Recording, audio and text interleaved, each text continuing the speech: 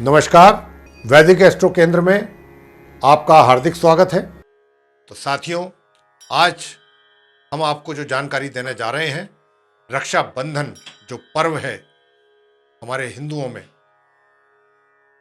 प्रत्येक वर्ष इसको मनाया जाता है और मनाने के साथ साथ इसकी क्या विशेषताएं हैं और किन बातों का ध्यान रखना बहुत आवश्यक होता है।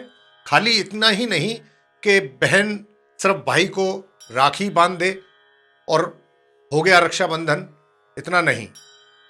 देखिए, रक्षाबंधन जो है, इसके विषय में जब तक हमें पूरी तरह से जानकारी नहीं होगी, इसके महत्व के विषय में जब तक हमको नहीं पता होगा, तब तक इस पर्व के प्रति जो हमारी एक्साइटमेंट है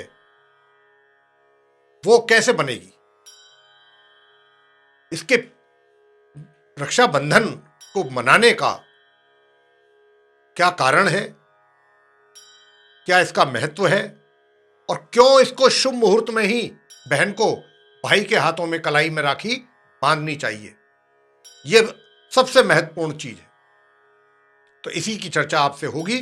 आपको शुभ मुहूर्त भी बताएंगे अंत में, शुभ मुहूर्त क्या है इस दिन और रक्षाबंधन कब है। तो आइए चर्चा करते हैं। बहुत संक्षेप में चर्चा करेंगे, ज़्यादा डिटेल में बात नहीं करेंगे, उतनी ही करेंगे जितना कि हम जो समझाने जा रहे हैं, आप बताने जा रहे हैं आपको, उतने में ही आपको सारी बातें समझ आ जाए, क्लियर हो जाए चीज।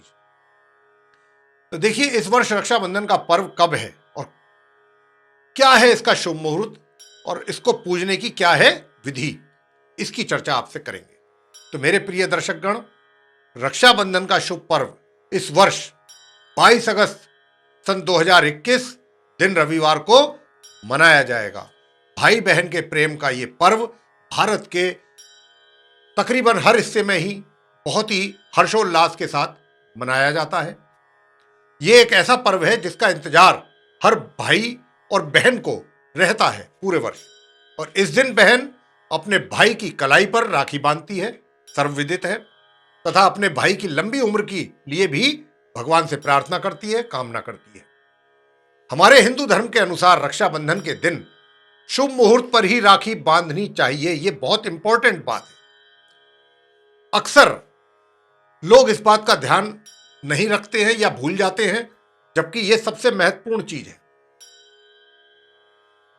यह पर्व प्रत्येक वर्ष सावन का जो महीना आता है उसकी पूर्णिमा के दिन मनाया जाता है और राखी बांधने से पहले भाई को बहन जो है वो माथे पर तिलक लगाती है।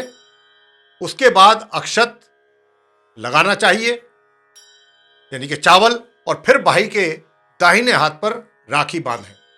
भाई को मिठाई खिलानी चाहिए। राखी बांधने के बाद भाई बहन को अपनी सामर्थ्य के अनुसार कुछ उपहार देना चाहिए, यानी भाई को अपनी बहन के लिए कुछ ऐसा उपहार दें अपनी कैपेसिटी के अनुसार, अपनी जो आपकी सामर्थ्य है। अगर राखी बांधते वक्त बहनें इस मंत्र का भी अगर जाप करें तो उनके लिए तो शुभ होता ही है, भाई के लिए भी बहुत शुभ होता है। और बड़ा साधारण सा मंत्र है, बहुत छोटा सा मंत्र है। हम आपको इस मंत्र के महत्व के विषय में भी जरूर बताएंगे आगे अभी, लेकिन मंत्र इस प्रकार है। मंत्र आपको उच्चारण करके बता देते हैं, ये आप सुन लीजिए ध्यान से। ओम येन बद्धो बलिराजा दानवेंद्रो महाबलः तेन त्वामपि बदनामी रक्षे मां चल मां चल। ये है मंत्र। एक बार फिर दोबारा से इसका उच्चारण कर देते हैं। ओम येन बद्धो बलिराजा दानवेंद्रो महाबलः तेन त्वामपि बदनामी रक्षे मां चल। ये है मंत्र। इसका मन ही मन आप जाप करें और शुद्ध तरीके से जाप करें, उसमें कोई त्रुटि नहीं रहनी चाहिए, गलत तरीके से उसका उच्चारण ना करें, इस बात का ध्यान रहे। पहले आपको तिलक और अक्षत के महत्व के विषय में भी बता देते हैं। हमारे हिंदू धर्म की मान्यता अनुसार इस दिन बहन अपने भाई को राखी बांधने के बाद उसके माथे पर कुमकुम, केसर या फिर चंदन का तिलक लगाती है। कुछ लोग तिलक में अक्षत यानी कि चावल का भी इस्तेमाल करते हैं, उसी में ही मिक्स कर लेते हैं। बहनें भाई को तिलक क्यों लगाती हैं? दरअसल इसके प्यार और सम्मान, जो इसके पीछे कारण है, वो यही माना जाता है कि तिलक को लगाने के पीछे प्यार, सम्मान और पराक्रम और विजय का प्रतीक के रूप में देखा जाता है, इसलिए यह तिलक लगाया जाता है। यानी कि मस्तिष्क पे अगर आप तिलक लगाते हैं तो उससे क्या होता है, किस लिए लगाया जाता है? पहले बहुत प्राचीन काल से यह चलता आ रहा है कि जब भी पहले राजा महाराजा जब युद्ध में जाया करते थे तो उनकी पत्नियां घर में और जितनी महिलाएं होती थी उनको तिलक लगाती थी, ताकि उनका एक तरीके से सम्मान बढ़े और वो विजयी हो करके आए, युद्ध में युद्ध जीत करके आए, पराक्रम में उनके वृद्धि हो। और जब पराक्रम में वृद्धि होगी, विजय श्री उनको प्राप्त होगी, तो निश्चित रूप से उनको प्यार और सम्मान भी प्राप्त होगा। तो तिलक जो है वो इसका प्रतीक है। दूसरा कारण है कि तिलक हमेशा माथे के बीच में ही लगाना चाहिए, बिल्कुल यहां पर माथे में सेंटर में। इस स्थान को छठी इंद्री या अग्नि चक्र का स्थान के रूप में भी जाना जाता है। तो साथियों, ये जो तिलक है बीच में लगाने से ऐसा मान्यता है कि व्यक्ति की याददाश्त और बढ़ती है और आत्मविश्वास में भी उसके वृद्धि होती है तथा व्यक्ति को निर्णय लेने की भी क्षमता बढ़ जाती है। ये तिलक जो है बहुत ही अपने आप में एक महत्वपूर्ण चीज है। इसका बहुत सारे फायदे हैं, लाभ हैं और इसके मायने हैं। साथ ही बल बुद्धि में भी वृद्धि होती है। तो इस दिन बहनें अपने भाई के माथे पर तिलक लगाकर उनको अपनी रक्षा करने के लिए भी तैयार करती हैं तथा भाइयों को भी जीवन में सदैव विजयश्री प्राप्त हो। प्रत्येक क्षेत्र में यही उद्देश्य रहता है इसके पीछे। तिलक में अक्षत का क्या महत्व होता है, जिन्हें हम चावल के नाम से भी जानते हैं। अक्षत को अक्षत कहते हैं या चावल कहते हैं, एक ही बात।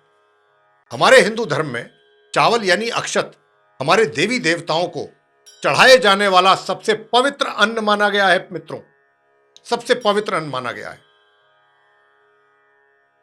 तो यही मान्यता है इसके पीछे कि यदि तिलक में अक्षत का भी प्रयोग करने से व्यक्ति के अंदर एक सकारात्मक पॉजिटिव एनर्जी का संचार होता है और बुरी शक्तियां भी दूर होती हैं और दूर रहती हैं। अब हम आपको यह बताएंगे कि इस मंत्र की क्या महिमा है, जो मंत्र हमने अभी आपको उच्चारण करके बताया था कि जो बहनें हैं जब अपने भाइयों के तिलक करें तो वो इस मंत्र का उच्चारण मनी मन करेंगी तो उनके लिए और उनके भाइयों के लिए भी बहुत शुभ रहेगा हर मामले में। तो क्यों बहनों को राखी बांधते वक्त करना चाहिए इस मंत्र का उच्चारण मनी मन? प्राचीन काल में देवों और असुरों के बीच लगातार 12 वर्षों तक युद्ध हुआ था तथा दानवों के राजा ने तीनों लोकों पर कब्जा कर लिया था और स्वयं को तीनों लोकों का स्वामी घोषित भी कर दिया था। इस पर इंद्र देवता जो थे जब हार गए असुरों से, तो वे देवताओं के जो गुरु बृहस्पति हैं उनके शरण में पहुंच गए और रक्षा के लिए, अपनी रक्षा के लिए उनसे प्रार्थना की कि हमारी रक्षा करें गुरुदेव।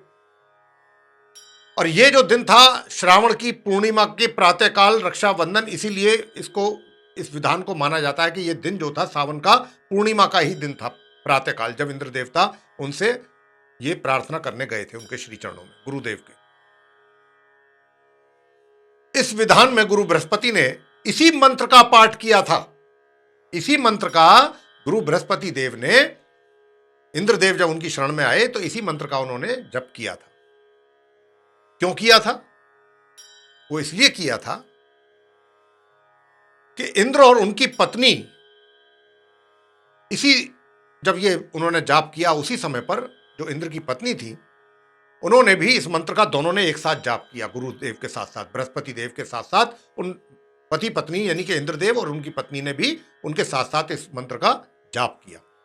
इंद्र की पत्नी इंद्राणी, जो इंद्राणी के नाम से उनको जाना जाता था, सभी ब्राह्मणों से रक्षा सूत्र में शक्ति का संचार कराया और उसको इंद्र के जो दाहिना हाथ है उसकी कलाई में उन्होंने बांध दिया। ब्राह्मणों से उसमें एक तरीके से वो शक्ति का संचार करा के धागे में, और वो बांध दिया इंद्रदेव के। तो इससे क्या हुआ? इससे यह हुआ कि उनके अंदर एक बल, इसके माध्यम से, धागे के माध्यम से इंद्रदेव के अंदर एक बल का वो हुआ, और इंद्रदेव ने फिर असुरों को हराया उसके बाद, और खोया हुआ शासन इंद्रदेव ने पुनः प्राप्त किया। ऐसा भी माना जाता है कि रक्षाबंधन तभी से आरंभ हुआ जब से ये जो कथा हमने अभी आपको एक संक्षेप में सुनाई है, तभी से ही रक्षाबंधन का भी आरंभ हुआ। हालांकि वो उनकी पत्नी थी, लेकिन समय के साथ साथ, समय के बदलते समय अनुसार ये पर्व भाई और बहन का पर्व बन गया और राखी बंधन के रूप में इसको मनाया जाने लगा। तो प्रिय साथियों, ये तो मैंने आपको एक बहुत जो सबसे महत्वपूर्ण और बहुत छोटी कथा थी वो मैंने उसकी जानकारी दी, और वो इसलिए दी क्योंकि हमने आपको मंत्र के विषय में भी कहा है कि जो बहनें अपने भाइयों के राखियां बांधती हैं, अगर वो इस मंत्र का भी उच्चारण साथ साथ करेंगी तो उनके लिए और उनके भाइयों के लिए ये बहुत शुभ होगा। और उसके पीछे क्या कारण है, रीजन क्या है, वो भी आपको कथा के रूप में हमने बता दिया कि भगवान गुरु, मतलब जब इंद्रदेव जो थे गुरु की शरण में गए बृहस्पति के देव में, तो गुरु बृहस्पति ने इस मंत्र का उच्चारण उनके जीत के लिए किया था, और उससे वो फिर जीते असुरों से।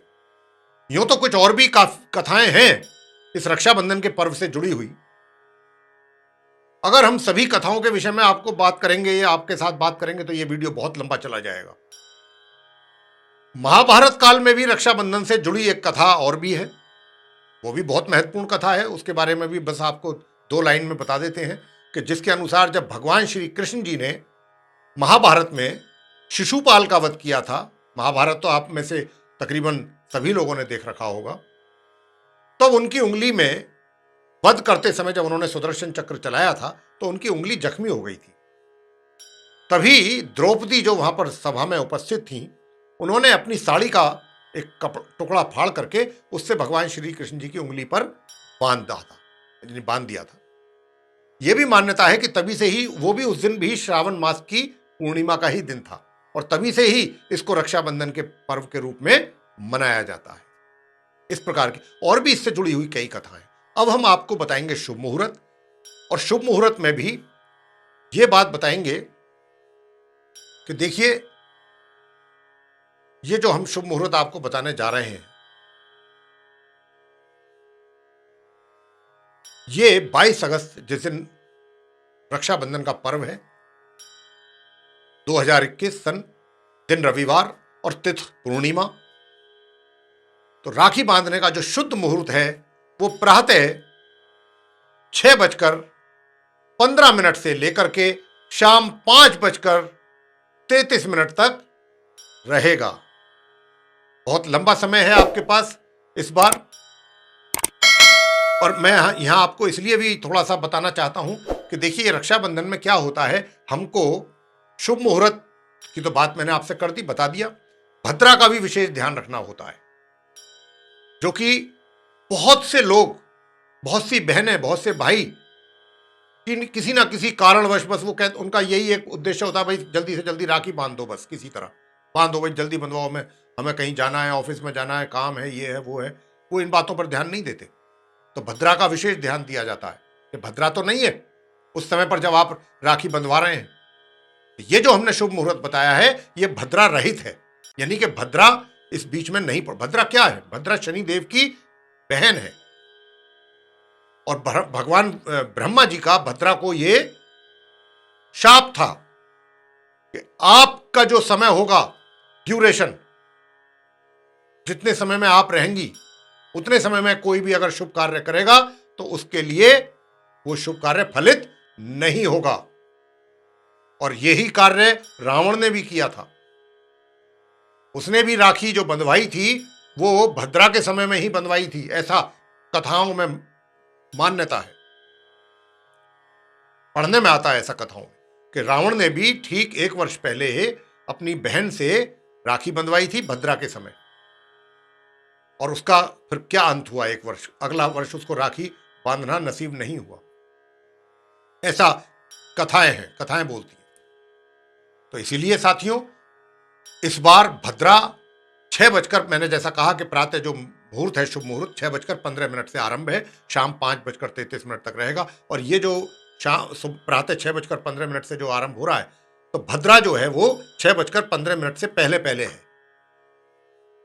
जब वो समाप्त हो जाएगी तब ये शुभ मुहूर्त आरंभ होगा। तो हमेशा रक्षाबंधन वाले दिन बहनें और भाई, मेरा सबसे अनुरोध है कि वो इस बात का अवश्य ध्यान रखें कि भद्रा में तो राखी नहीं बांध रहे हैं, वो बहुत अशुभ माना जाता है। तो ये था रक्षाबंधन को लेकर के एक छोटी सी चर्चा, शुभ मुहूर्त के बारे में आपको जानकारी, और किस प्रकार बांधा जाता है राखी, और उसके क्या महत्व हैं और उसकी विधि क्या है, ये सब आपसे बहुत संक्षेप में चर्चा की है हमने। हम आशा करते हैं हमारा ये वीडियो आपको पसंद आएगा, और अगर पसंद आता है आपको तो आप इसे लाइक करें, शेयर करें, चैनल को भी सब्सक्राइब करना ना भूलें। साथ ही जो बेल आइकन है उसको भी अवश्य दबाइए, ताकि आने वाले दिनों में हमारे जो भी नए कार्यक्रमों के वीडियोस हैं वो भी आप तक आसानी से पहुंच सकें और आप उनका भी समय अनुसार लाभ प्राप्त कर सकें। और साथियों, अगर आपके दिल और दिमाग में भी किसी प्रकार का कोई प्रश्न है, अपने जीवन से संबंधित कोई समस्या चल रही है आपके जीवन में, और आप उसका एस्ट्रोलॉजिकली सॉल्यूशन चाहते हैं, तो आप हमारे नीचे दिए गए नंबरों पर संपर्क कर सकते हैं और हमारे से मिलने के लिए अपॉइंटमेंट ले सकते हैं, और आकर के अपनी समस्या का समाधान एस्ट्रोलॉजिकली हमारे द्वारा पा सकते हैं। इसी के साथ बहुत बहुत धन्यवाद। जय माता दी।